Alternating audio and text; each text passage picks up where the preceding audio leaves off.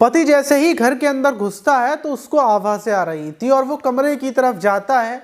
Gate को खोल कर देखता है कि सामने उसकी पत्नी 5 लड़कों के साथ शराब के जाम पर जाम पिए जा रही थी। वो देखता रहता है और कुछ ही देर के बाद पत्नी के साथ लड़का किस वगैरह करना शुरू कर देता है। ये देखते ही पति आपा खो डालता है और जाकर चाकू उठाता है और उस कमरे के अंदर उन 5 लड़कों पर पत्नी के सामने ही टूट पड़ता है। फिर 2 कत्ल होते हैं, 2 लोगों की मौत होती है और उसके बाद पुलिस पहुंचती है और फिर खुलासा होता है। लेकिन सवाल ये कि आखिर वो 5 लड़के कौन थे पत्नी के साथ, वो वहां पर क्या कर रहे थे और 5 में से किसकी मौत हुई। आखिर पूरी कहानी को जब हम शुरू से बताएंगे तो आप हैरत में पड़ जाएंगे। तो चलते हैं और जानते हैं इस घटना को शुरू से लेकर आखिर तक। तो दोस्तों, मेरा नाम माज है। उम्मीद है कि आप सब अच्छे होंगे, सुरक्षित होंगे। और जो आज की घटना है वो राजस्थान की है। राजस्थान का बांदा जिला है और वहीं का एक धाकड़ खेड़ी गांव है। और धाकड़ खेड़ी गांव में 4 जनवरी को फोन आता है, लगभग शाम का 5 बजे का टाइम था, कि जो धाकड़ खेड़ी का एक गांव है वहां एक घर के अंदर से बेहद ज्यादा चीखने पुकारने की आवाजें आ रही हैं और घर से लड़के भाग रहे हैं निकल निकल कर। यहाँ पर विवाद हो चुका है। पुलिस को जैसे ही सूचना मिलती है, पुलिस की टीमें गांव में पहुंचती हैं और जो जिस घर की लोकेशन दी गई थी उस घर के अंदर पहुंचती हैं। उस टाइम पर कोई भी नहीं था।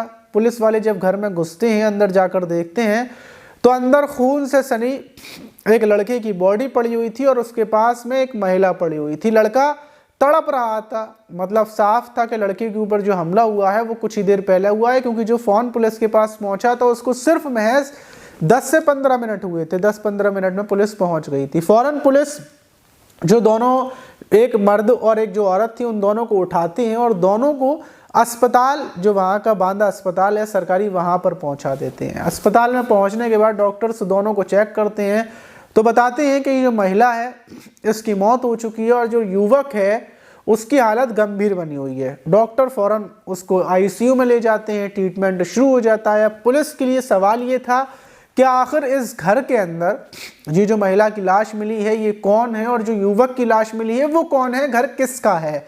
जब अड़ोसी पड़ोसियों से पूछताछ की जाती है तो पड़ोसी ये बताते हैं कि जो महिला थी इसका नाम रिंकी है और इसी घर में रहती है और इसका पति गणेश है। लेकिन गणेश यहाँ पर अभी नहीं है। उस टाइम पर गणेश यहाँ पर था और गणेश के हाथ में चाकू था, वो लास्ट में चाकू लेकर निकला था। लेकिन सवाल ये था कि वो जो लड़का था जिसकी जो हालत गंभीर है, जो आईसीयू में भर्ती है, वो कौन है। तो उसकी जेब में जो आधार कार्ड मिलता है उससे पता चलता है कि ये जो लड़का है इसका नाम गौरव होडा है और ये कोटा जिले का रहने वाला है। फौरन उसके परिवार को भी सूचना दे दी जाती है और पुलिस जो रूम था जहां पर इन दोनों की हालत मिली है, वहां पर शराब की कई बोतलें रखी हुई थी, कई सारे गिलास थे, 5-6 गिलास थे। मतलब देखकर लग रहा था कि यहाँ पर शराब की पार्टी हो रही थी और चिकन वगैरह भी रखा हुआ था। अब इन सारे सवालों के जवाब देने वाला था तो सिर्फ रिंकी का पति गणेश था, क्योंकि रिंकी की तो मौत हो चुकी है और जो गौरव है उसकी हालत गंभीर बनी हुई है। पुलिस अब गणेश को ढूंढने में लग जाती है। इसी बीच जो दूसरा वाला लड़का था गौरव, उसकी भी मौत हो जाती है। कुल मिलाकर 2 लोगों की मौत हो चुकी थी।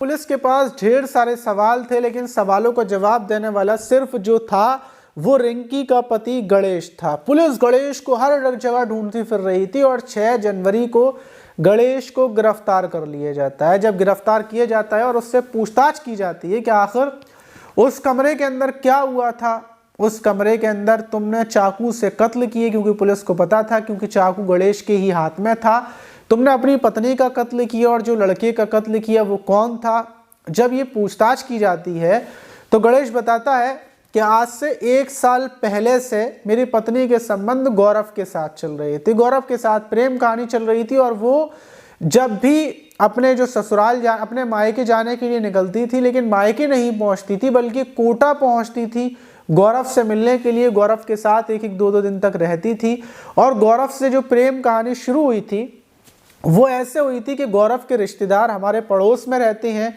और 1 साल पहले ये अपने रिश्तेदारों में आया हुआ था, तभी से मेरी पत्नी के साथ इसके प्रेम प्रसंग हुए थे। और उसके बाद जब गौरव को मिलना होता तो ये अपने रिश्तेदारों में आ जाता, और मैं ड्यूटी वगैरह पर होता था तो ये उससे संबंध बनाता था। रिंकी की और मेरी शादी को 12 साल हो चुके हैं, हमारे 2 बच्चे भी हैं, लेकिन उसके बावजूद रिंकी गौरव के साथ अवैध संबंध बनाए जा रही थी। मैं इसको ढेर समझाने की कोशिश कर रहा था, लेकिन ये मानने को तैयार नहीं थी। वहीं 2 जनवरी को रिंकी का बर्थडे था, और बर्थडे मैंने मनाया था, और मनाने के बाद मुझे काम के सिलसिले में बाहर जाना था, तो मैं बाहर चला गया था। मैं रिंकी से बोल कर गया था कि मैं 1-2 दिन में वापस आ जाऊँगा, लेकिन वापस आने की मैंने बोली थी 1-2 दिन के बाद, लेकिन 4 जनवरी को मेरा अर्जेंटली वापस आना हुआ, और मैंने सोचा कि रिंकी को बताता नहीं हूँ, सरप्राइज़ दूंगा। और जब मैं घर आता हूँ तो घर का गेट खुला हुआ था, मैं अंदर पहुँचता हूँ, मुझे आवाज़ें आ रही थी कमरे से। जब मैं कमरे के गेट खिड़की के पास झांक कर देखता हूँ तो अंदर जो मेरी पत्नी रिंकी और उसका प्रेमी गौरव और उसके साथ में 4 और दोस्त थे जो शराब के पैक बना रहे थे, पार्टी चल रही थी, चिकन खाया जा रहा था, और गौरव मेरी पत्नी को बराबर चूम रहा था। और ये सब देखकर मेरा दिमाग ख़राब हो जाता है, और मैं अंदर पहले जाता हूँ, फिर वापस बाहर आता हूँ, किचन से चाकू उठाता हूँ और सबसे पहले जाकर गौरव के ऊपर हमला करता हूँ। गौरव पर जब हमला करता हूँ तो रिंकी बचाने के लिए आती है, और मैं रिंकी के ऊपर भी हमला करता हूँ, और बाकी जो गौरव के 3 दोस्त थे उनके ऊपर हमला करता हूँ। तो जिसके ऊपर चाकू से हमला होता है वो वहाँ से भागता है, और शायद रिंकी जो गौरव के दोस्त थे उनके साथ भी उसके संबंध हो, लेकिन मैंने गुस्से में आकर रिंकी को और गौरव को उसी टाइम पर ख़त्म कर दिया था। वहीं उसका जो पति है गणेश, उसका कहना था कि मैं बड़ा परेशान हो चुका था, बहुत समझा लिया था, मुझे अपनी पत्नी को और गौरव को मारने का कोई अफसोस नहीं है। अफसोस है तो सिर्फ इस बात का कि जो 4 उसके दोस्त थे, उन 4 दोस्तों को मैं ठीक से नहीं मार पाया। मैं उनको भी मारना चाहता था, लेकिन वो मौका देखकर भाग गए। अब मैं सिर्फ इतना चाहता हूँ कि मेरे बच्चों को मेरे परिवार को दे दिया जाए, वो परवरिश करेंगे, और जो कुछ मैंने किया वो बिल्कुल सही किया। अपनी पत्नी के साथ जो भी इंसान, जिसकी भी पत्नी ऐसा करे, उसको ऐसा ही करना चाहिए, लेकिन अपने बच्चों के साथ ज़िंदगी नहीं गुजार पाएगा। अगर रिंकी के साथ उसको नहीं रहना था, क्योंकि उसने रिंकी को मार दिया, तो अभी वो रिंकी के साथ नहीं रहेगा।